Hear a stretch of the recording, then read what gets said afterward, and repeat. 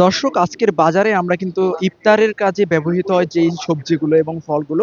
তার একটি বাজার মনিটরিং করেছি এবং বাজার মনিটরিং করে আমরা যতটুকু জেনেছি যে ডাব ৭০ থেকে ৳১০০ প্রতি পিস বিক্রি হচ্ছে এবং বেলের যে শরবত ব্যবহৃত হয়, বেল কিন্তু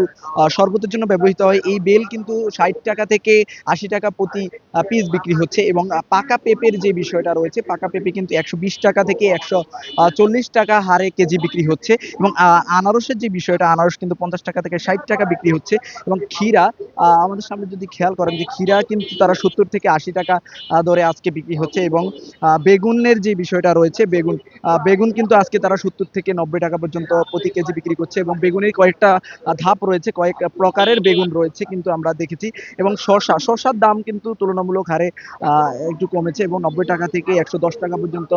প্রতি কেজি বিক্রি করছে এবং টমেটোর দামও কিন্তু মোটামুটি তুলনা হারে কমেছে।